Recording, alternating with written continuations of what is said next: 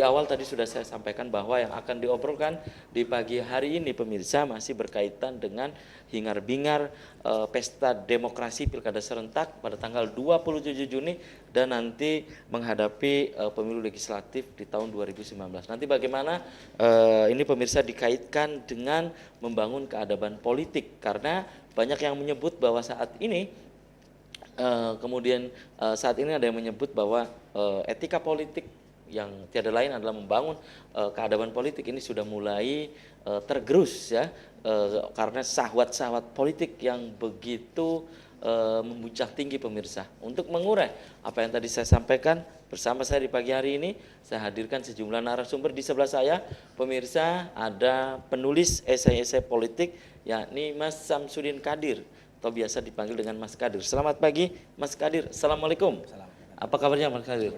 Oke, terima kasih nih Mas Kadir sudah menyempatkan hadir di Selamat Pagi Cirebon. Di sebelah Mas Kadir pemirsa ada tokoh wilayah Timur Cirebon yang Anda sering membaca koran Radar Cirebon, koran Rakyat Cirebon. Komentar-komentar dari tokoh yang satu ini juga sering muncul pemirsa. Aktivis wilayah Timur Kabupaten Cirebon, yakni Kang Adang Juhandi. Selamat pagi Kang Adang. Assalamualaikum. Waalaikumsalam. Apa kabarnya Kang Adang? Alhamdulillah sehat. Oke, terima kasih juga nih Kang Adang sudah menyempatkan hadir di Selamat Pagi Cirebon. Dan pemirsa, di sepanjang acara ini saya mengundang Anda untuk bergabung di 0231 482138. Anda pun bisa untuk memberikan pendapat Anda melalui pesan pendek atau SMS saya ke Mas Kadir dulu nih. Mas Kadir, berkaitan dengan menjelang Pilkada serentak tanggal 27 Juni ini beberapa bulan lagi nih ya. Kalau dikaitkan dengan dari sisi etika politik, keadaban politik, baik di kota Cirebon maupun Kabupaten Cirebon, pendapat Anda Mas Kadir, terutama ini sudah masa kampanye gitu, seperti apa Mas Kadir? Iya, sebetulnya kan kalau kita perhatikan apa yang terjadi di masyarakat maupun di Manasa sudah cukup bagus begitu. Sudah cukup bagus. Artinya para calon juga sudah mulai mempublikasikan dan wacana-wacana program segala macam sudah mulai. Cuman kita melihat masih menggunakan pola-pola lama, dalam pengertian masih polanya pencitraan. Itu satu. Yang kedua masih pola kampanye yang konvensional, misalnya foto, baligo dan segala macam.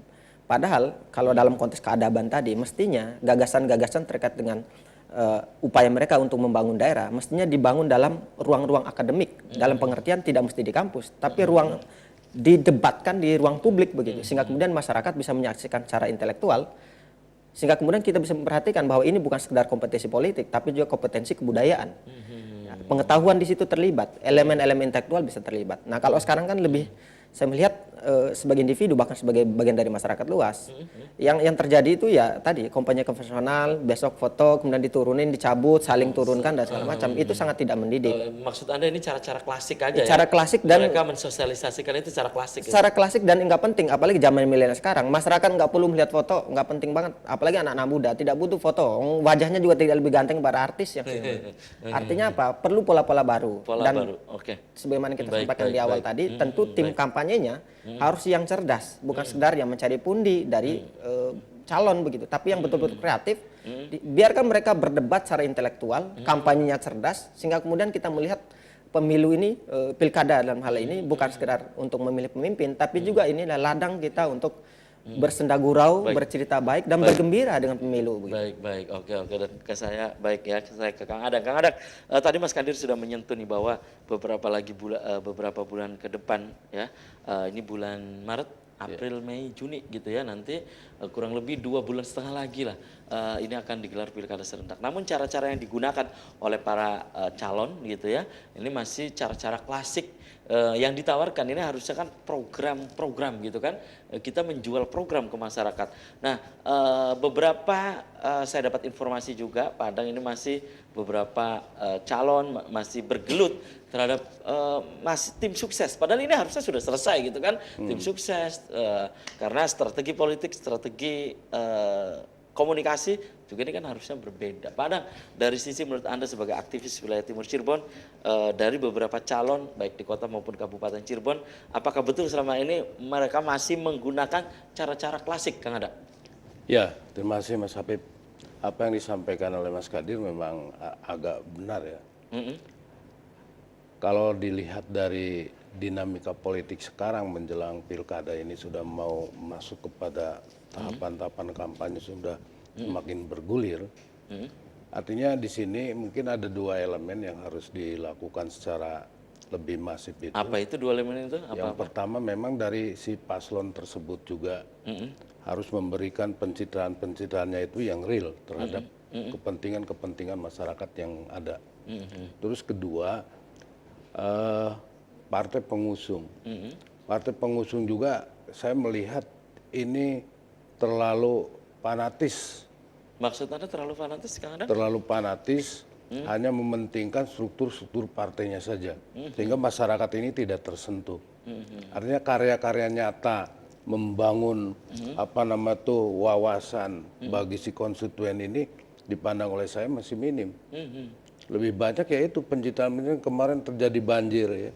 Ya berduyun-duyun ke sana. Selfie pada di sana. Iya, pada selfie di sana. Padahal itu masyarakat lagi menderita ya.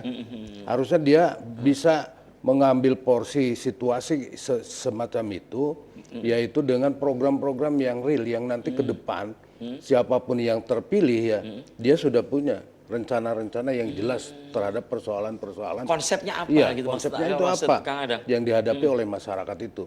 Tapi ternyata kan bukan. Ya masyarakat katanya hanya butuh selimut, dong datang ke situ. Masyarakat butuh sembako, datang Padahal ke situ. bukan itu, Kang Adang. Padahal bukan itu. Kehadiran mereka itu bukan itu. Belayan-belayan yang dilakukan oleh mereka itu terhadap masyarakat adalah karya nyata yang ke depan ini, hal ini jangan sampai nanti terjadi kembali. Terulang kembali. Itu. Ini sih kan saya kadang-kala melihat paslon yang sekarang ada menjelang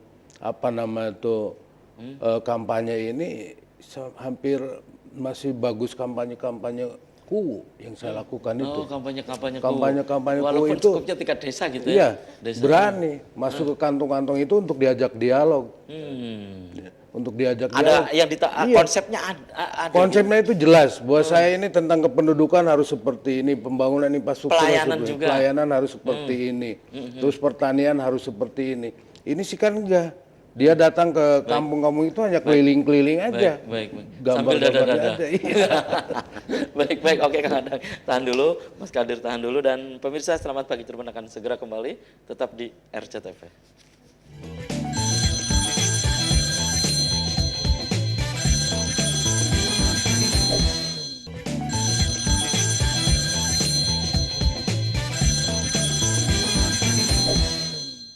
Ya, selamat pagi Cirebon, masih di hadapan Anda pemirsa, dan di segmen ini saya sudah membuka Anda, silakan Anda bisa bergabung di 0231482138. Sudah ada pemirsa yang coba bergabung ya, saya sapa dulu. Halo. Assalamualaikum. Selamat pagi Cirebon. Ya, selamat pagi, dengan siapa di mana? Kami dari Yogi dari Suranenggala. Yogi dari Suranenggala. Silakan Pak Yogi di Suranenggala. Ini Kang Habib, kami sebagai komunitas pengawal demokrasi supaya menjadi satu kewujudan. Apa yang sesuai diatur dalam Undang-Undang Demokrasi, ASN dan PNS itu tidak bisa keterlibatan. Tapi temuan di lapangan ini masih banyak. Seperti adanya koordinator, camat-camat itu. Yang perlu dibuktikan, camat gegesik satu. Itu memanggil semua para dalang, dikumpulkan di kantor camatnya. Waduh, baik. Ini langsung konfirmasi saya dengan dalang-dalangnya, langsung mengadu ke kami. Ini berarti kan demokrasi masih terampas hak masyarakat. Bagaimana nih Kang Adang? Coba Kang Adang berikan. Gitu aja ya. Terima kasih. Selamat pagi Kang Adang. Ya, selamat pagi. Terima kasih Pak Yogi di Suranenggala. Ya, ini sudah ada juga beberapa SMS, ada 5 SMS yang masuk, diantaranya saja ya saya bacakan. Selamat pagi Cirebon. Ini dari pemirsa di kota Cirebon, tepatnya di Jalan Samadikun, kota Cirebon. Konsep harus jelas dari pasangan calon yang nanti calon kepala daerah ini ya, Cakada, calon kepala daerah harus jelas. Ini konsep jangan mengulang-ulang, perlu ada terobosan yang baru. Nah ini bagi daerah-daerah yang akan menggelar pilkada. Satu lagi yang saya bacakan, Assalamualaikum. lagi-lagi ini berbicara program. Nah, program-program yang harus ditawarkan ada program yang harus jelas. Jangan sampai program ini tinggi, maksudnya program mengawang-awang mungkin seperti itu ya. Dan itu beberapa SMS yang masuk. Mas Kadir, nanti saya ke Kang Adang lagi ya. Mas Kadir, berkaitan dengan misalnya belusukan yang selama ini gitu kan, yang dilakukan oleh calon kepala daerah, menurut Anda itu menurut Anda ini sudah usang gitu? Selain usang juga sebetulnya sangat tidak mendidik. Berarti kan teorinya kan kalau mau berdagang diri langsung ke masyarakat, berarti kan ada gap sejak awal, tidak dikenal sebagai bagian logika dari masyarakat. politiknya Ya, begitu logikanya ya. begitu. Padahal politik itu sebagaimana diungkap oleh Robert Dahl itu kan ada yang disebut dengan logika persamaan. Artinya sejak awal sang pemimpin mestinya tidak berada di langit. Dia memang sudah dari bumi sejak awal. Nah, problemnya sekarang ketika kemudian dia datang baru di saat kampanye, menjelang kampanye dalam hal ini, menjelang pemilihan baru datang, baru mengenalkan diri. Ini pencitraannya bukan branding yang mendidik. Itu justru menguras tenaga sendiri dan tidak mendidik masyarakat. Sekarang masyarakat sudah mulai cerdas. Mana pemimpin dan mana dayang biasa gitu. Nah, kalau masih pola seperti ini dilakukan, itu sangat merugikan sang calon.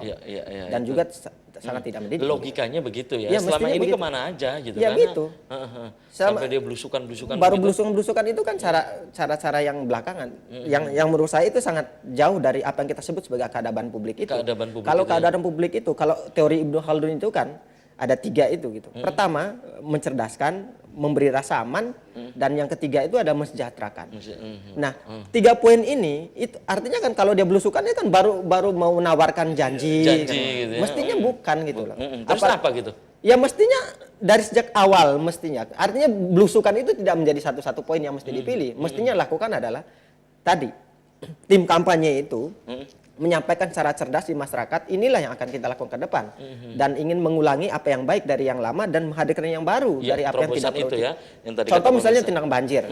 Saya kira banjir di Cirebon tuh yang serunya memang tahun sekarang. Tapi kan sebelum-sebelumnya sudah banjir. ada, Berarti sudah ada pola lama yang masih dipakai sehingga kemudian banjir lagi. Tiba-tiba datang kemudian seakan-akan dia sebagai soko guru yang hadir sebagai rati adil ketika banjir datang kemudian nyetor gitu. Ini kan sangat usang gitu. Mestinya kan solusinya bukan melalui pencitraan tapi melalui kebijakan. Melalui kebijakan. Kebijakan gimana cara misalnya renasi misalnya bisa terkelola. Wadah air itu tersedia salurannya Normalisasinya seperti normalisasi apa, seperti gitu. apa dan Baik. segala macam. Itu. Tapi ini kan faktanya tidak. Tidak, Begitu gitu. juga sampah. Sampah sekarang itu berapa ton sehari gitu.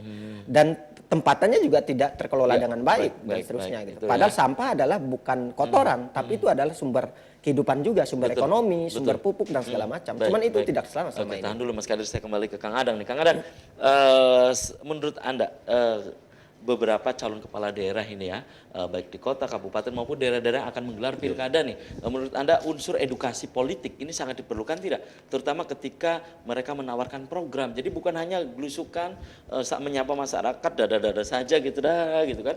Tapi ini konsep program mereka.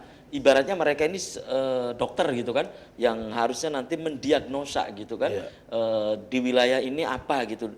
Jadi dia mendiagnosa dan nanti ada yang ditawarkan gitu. Dalam hal ini programnya itu gitu. Kang Ada, edukasi politik. Jadi memang sangat penting Mas Habib.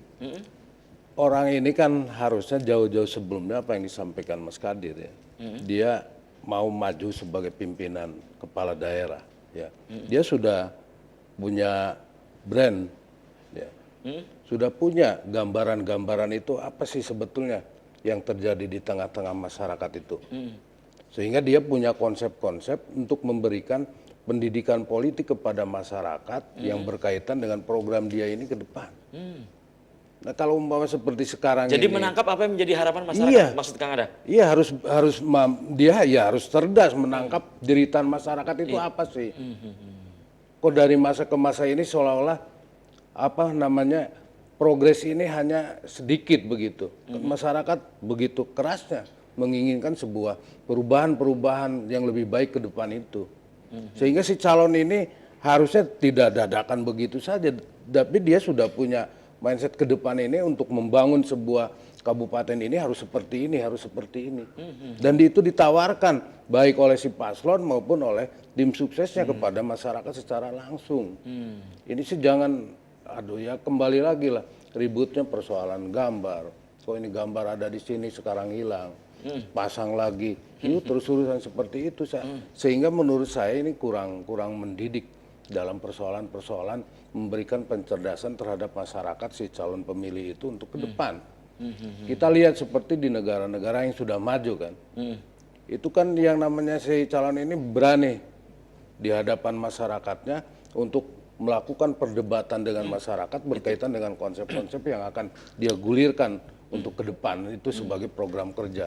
Kalau sekarang ini kan hanya kumpul, saya mohon didukung, yuk kita makan-makan, terus dikasih amplop, selesai. Ini gambarnya ini. Tolong terus, tempelin. Tolong tempelin.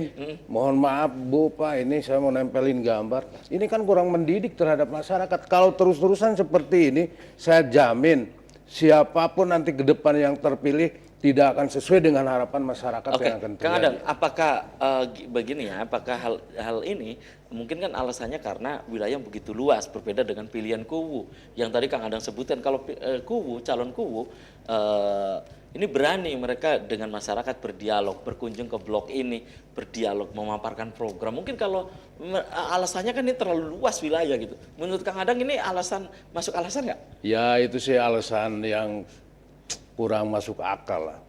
Artinya walaupun jangkauannya ini luas ya, tapi kan tahapannya ini kan jelas Mas Habib. Minggu ini saya ada di daerah utara, minggu ini saya ada di daerah selatan, di barat, nanti di daerah timur. Yo apa sih keinginan masyarakat itu? Tentunya juga berbeda-beda gitu ya. Iya, otomatis akan berbeda karena kulturnya juga akan berbeda kan.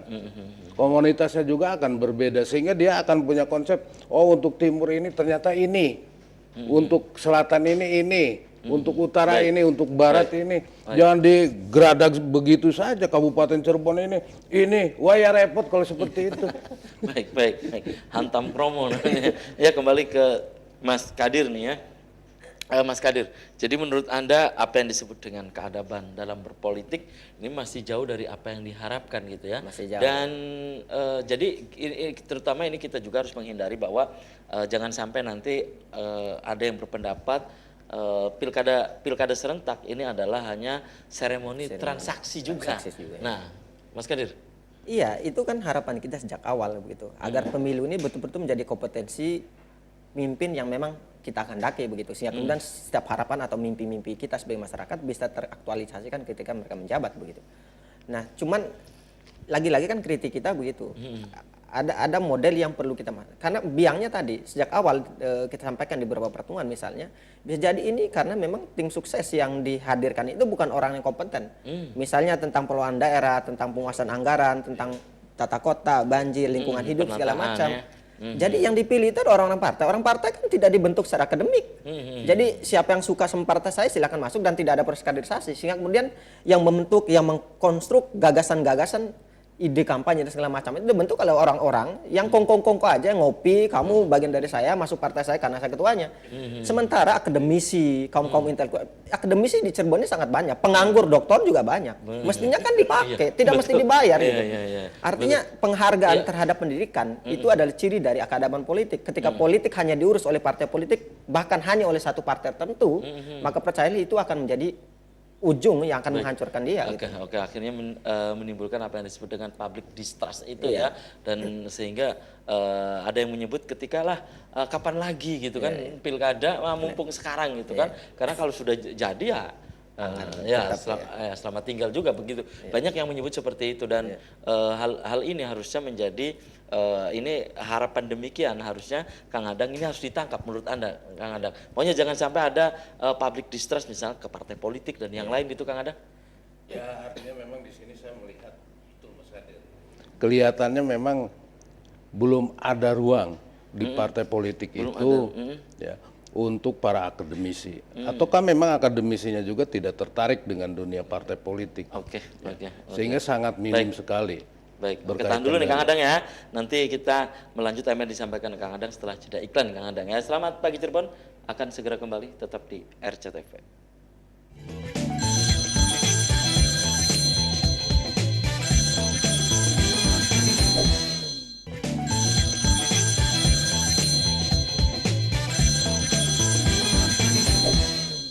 Ya, terima kasih Anda masih di Selamat Pagi Cirebon pemirsa, dan di segmen terakhir ini saya masih membuka Anda, silakan Anda bisa bergabung di 0231482138. Assalamualaikum, Selamat Pagi Cirebon. Pesan saya untuk para calon pemimpin harus bisa memberikan kejelasan kepada masyarakat. Mungkin kejelasan apa nih? Program atau apa ya? Program, konsep mungkin seperti itu Kang Ada. Jangan hanya muter-muter seperti tukang cilok dan seperti gangsing katanya. Jangan hanya ya itu ya. Wassalam dari Dudung dari Cikulak. Ada lagi SMS yang masuk. Selamat pagi Cirebon. Assalamualaikum. Saya Agus Dermawan di Kampung Balong, Perumnas Cirebon. Nah, saya pengen nanya ke narasumber, ini menanggapi juga ya program-program dari Cakada, calon kepala daerah atau pastron, ini harusnya sudah merata sampai ke masyarakat yang terpencil katanya Padang. Programnya ini mungkin seperti itu ya. Kang Adang tadi terputus oleh jeda iklan. Kang Adang, menurut Anda Kang Adang, yang tadi disebutkan oleh Kang Adang, ini harusnya konsep ini harus terus digulirkan gitu maksud Anda Kang Adang. Jangan ini kan seremonial saja gitu Kang Adang. Banyak kan seperti itu Kang Adang. Iya, artinya kan pendekatan terhadap masyarakat ini sekarang ini sudah bukan zamannya lagi. Masyarakat ini hanya sebatas untuk diberikan pencitraan. Terusnya terkesannya ini lebih kepada pragmatisme. Ya. Sementara ininya tuh kosong Mas. Nah, tahan dulu ininya ya. Ini sudah ada pemirsa yang coba bergabung lagi. Halo. Halo. Selamat pagi menjelang siang. Iya, dengan siapa di mana Kang? Dengan Pak Riki di Kesepuhan. Di Kesapuhan, silakan. Pak Riki di Kesepuhan, Kota Cirebon. Ya, untuk menanggapi permasalahan di Kota Cirebon, jangan sampai bahwa Kota Cirebon itu yang namanya krisis akhlak dalam urusan politik. Karena banyak rekayasa politik akhirnya menimbulkan sebuah korupsi. Oke, baik. Oke, baik. Sering kali terjadi. Tahun 2011-2012 banyak jalan kota Cirebon yang rusak. Sering terjadi masyarakat mengeluh dengan adanya jalan-jalan kota Cirebon. Baik. Mungkin itu aja Pak. Baik, terima kasih. Selamat pagi, Cirebon. Terima kasih. Baik. Di Kesepuhan Kota Cirebon. Silakan Kang Adang. Tadi tentang konsep itu Kang Adang. Iya, artinya memang yang dimaksud masyarakat yang namanya si calon kepala daerah ini jelas. Ya. Jelas dalam program-programnya Mas. Memberikan pendidikan politik ini kepada masyarakat. Pencerdasan ya. Pencerdasan terhadap masyarakat. Dibuka masyarakat ini wawasan-wawasannya untuk ke depan kalau dia terpilih ini, oh iya persoalan yang dihadapi oleh masyarakat seperti ini. Iya, sehingga solusinya harus yang seperti harus ini. dilakukan, Iya. Ini sih kan baknya seperti halnya bintang film aja datang ke masyarakat, foto, selfie, terus ini bagi-bagi, setelah itu ditinggal. Ya tetap saja yang banjir ya banjir, yang sengsara ya sengsara, jalan hancur ya jalan hancur, kan begitu. Harusnya beberapa alternatif ini ditawarkan ke masyarakat. Betul apa yang disampaikan tadi. Pemirsa SMS ini ya. Ini hanya muter-muter kayak tukang cilok, kayak gangsing muter-muter aja, itu kan keterlaluan kalau seperti itu. Jadi di sini kalau menurut saya, jadi ada dua elemen yang harus bertanggung jawab memberikan pencerdasan terhadap masyarakat ini, bukan hanya si paslonnya saja, tapi partai politiknya sendiri. Partai politik, oke. Partai politik ini memberikan pendidikan politik pencerdasan terhadap masyarakat itu yang benar gitu. Jangan lebih menjurus kepada ego. Wah ini sudah tidak sejalan sikat. Wah ya ini repot negara mau jadi apa kalau seperti ini. Baik. Saya ke Mas Kadir lagi nih. Mas Kadir, 2018 ini sebelum melangkah ke 2019, ini harusnya menjadi momentum gitu untuk maksudnya perubahan dari sisi demokrasi yang berkualitas maksud saya. Betul. Seperti itu Mas Kadir. Ya betul. Kita berharap agar demokrasi semakin kualitatif polanya begitu. Tadi betul kata Kang Adang itu bahwa yang politisi tidak perlu lagi perbedaan internal tidak bisa dikomunikasikan ke ruang publik dalam pengertian borok-borok partai itu tidak perlu dibongkar lah begitu. Artinya kalau ada dinamika di dalam hargai ada gitu. Pilihan politik individu tidak bisa. Ini dinamika internal. Iya, itu biasa. Justru partai politik akan menjadi kuat. Ke partai politik nih, berarti partai politik dalam harus hal menjadi ini mesin dinamika, bukan menjadi penghasut dan pemecah belah. Artinya kalau partai politik ingin mencerdaskan masyarakat, cerdaskan dulu internalnya. Itu satu. Yang kedua yang paling penting lagi kalau saya tangkap dari beberapa bulan terakhir ini, ya tadi ya, sudahlah tim sukses itu coba perdayakan orang-orang yang punya gagasan, yang punya isi, sehingga kemudian pola-pola kepemimpinan ke depan itu punya narasi yang besar, tidak sekedar mengulang masa lalu yang tidak pernah dirasakan masyarakat. Jangan sampai pemilu ini menjadi demokrasi kuantitatif, hanya menghitung jumlah orang, tapi kita tidak mendapatkan apa-apa. Oh, iya.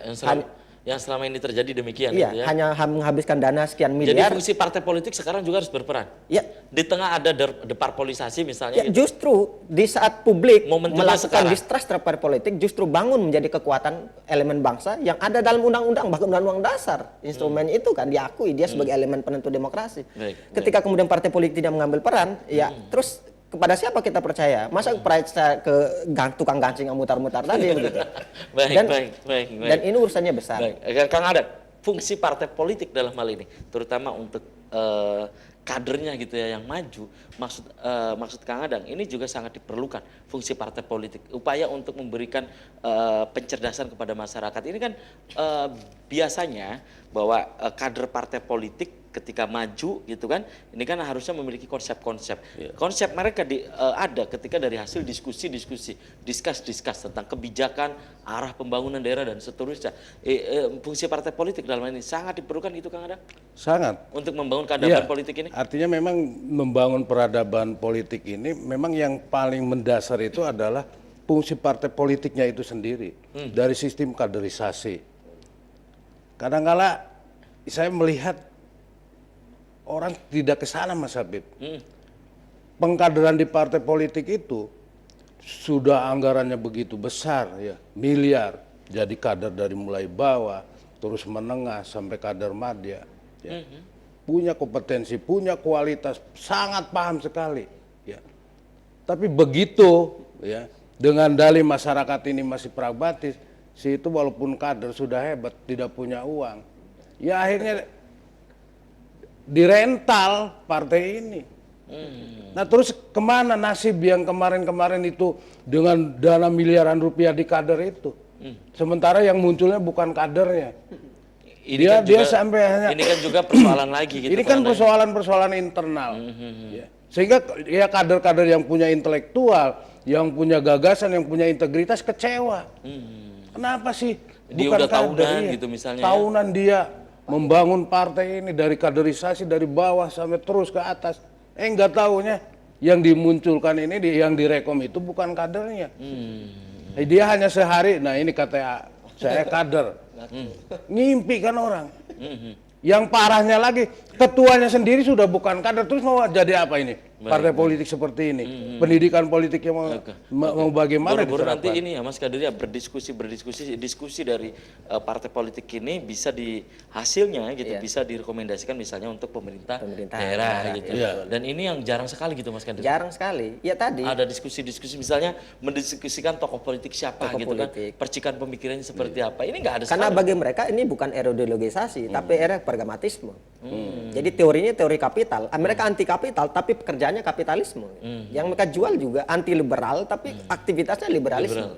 Jadi ya tadi contohnya misalnya partai politik itu, saya termasuk yang sangat menolak ketika kemudian banyak kader yang kemudian disisihkan dalam struktur partai politik gara-gara misalnya karena ketua atau leader-leadernya itu menjual partai atau perahu ke orang yang punya uang. Ini kan sebetulnya publik bisa melawan. Kenapa? Karena partai politik bukan milik individu, tapi milik publik. Ada undang-undangnya, anggarannya diambil dari pajak negara, dari APBN. Jadi layak kita melakukan perlawanan secara moral di ruang publik. Baik, Kang Adang, diskusi-diskusi di partai politik, Anda masih melihat bahwa diskusi misalnya dengan arah kebijakan pemerintah daerah, kemudian hasil dari diskusi partai politik ini, Mas Habib, ada tidak gitu masih? Mungkin di partai-partai tertentu masih ada. Diskusi-diskusi begitu? Tapi jumlahnya mungkin sangat sedikit ya. Partai ini kental sekali dengan egonya. Dia tidak mau untuk menampung aspirasi dari seorang tokoh, dari seorang akademisi untuk diajak berdiskusi. Bagaimana pendidikan politik akan berhasil kalau orang sudah ego di partai politiknya juga. Edukasi politiknya ini sangat lemah. Artinya partai politik ini harusnya terbuka, di sana ini orang mampu. Ayo kita diajak berdiskusi. Ini yang apa sih program pemerintah ke depan itu kan? ini yang dikhawatirkan terjadi setiap kali ajang pesta demokrasi, kekhawatiran ada seremoni transaksi itu. Jadi masyarakat taunya bahwa pilihan kepala daerah, wah ini kan ada itu tadi ya yang saya sebutkan, seremoni transaksi itu, dan sungguh ini sangat dikhawatirkan ya, bahwa pesta-pesta demokrasi yang seharusnya menjadi harapan kita gitu Kang Adang, Mas Kadir, menjadi harapan kita untuk membentuk kualitas demokrasi yang baik, akhirnya bisa terjadi nir politik dan seterusnya. Dan sayang sekali nih sudah kebersamaan di Selamat Pagi Cirebon edisi pagi ini, nanti kita bisa dilanjut di lain waktu dan lain kesempatan. Sebelum saya tutup, Mas Kadir silakan di closing statement, pesannya apa? Ya, pesan saya ada dua. Singkat saja. Yang pertama, partai politik harus melibatkan kalangan ilmu pengetahuan, akademisi dalam merumuskan kerja partainya. Karena tanpa itu mereka akan kerja dengan pikiran kosong. Kerja-kerja tapi kosong pikiran, itu mimpi kayak orang gila. Nah, kemudian untuk penyelenggara pemilu dan para calon dan pemilih, tentu saja jangan melakukan distrust yang terjauh kepada partai politik, karena bagaimanapun kita sudah percaya bahwa partai politik masih menjadi instrumen politik kita. Kemudian selanjutnya tentu saja kita berharap agar pemilih tidak melakukan golput. Kritik yang terbaik adalah dengan debat terbuka seperti ini, tidak melawan dengan cara yang melawan demokrasi secara abal-abal begitu. Saya kira itu yang Kang Adang silakan, Kang Adang singkat saja pesan. Saya pesan kepada masyarakat baik kota maupun kabupaten, pilihlah pemimpin ini yang jelas programnya. Yang kedua, partai politik ini harus sudah mulai sadar bahwa pendidikan politik bagi masyarakat yang dilakukan oleh partai politik itu sangat penting. Partai politik ini sudahlah akhiri ego-ego seperti itu. Tapi pentingkan pendidikan, pencerdasan bagi kepentingan masyarakat. Persoalan-persoalan dinamika politik itu hal yang lumrah untuk memberikan pencerdasan. Jadi jangan muncul ego, jangan muncul kayak karakter-karakter penguasa terhadap buruhnya, itu kan kurang baik terhadap partai politik. Jadi itu saya, Mas Habib. Terima kasih nih Kang Adang, Mas Kadir sudah menyempatkan hadir di Selamat Pagi Cirebon. Dan pemirsa mohon maaf, tidak semua SMS yang masuk bisa saya bacakan semua. Ada 8 SMS yang belum saya baca. Bagi Anda yang sudah bergabung di Selamat Pagi Cirebon, saya juga aturkan terima kasih. Itulah Selamat Pagi Cirebon edisi pagi ini, semoga bermanfaat. Terima kasih juga atas perhatian dan kebersamaan Anda. Akhirnya saya, Afif Rifai dan kerabat kerja di pagi hari ini harus pamit undur diri. Sampai jumpa lagi besok. Selamat beraktivitas dan wassalamualaikum warahmatullahi wabarakatuh.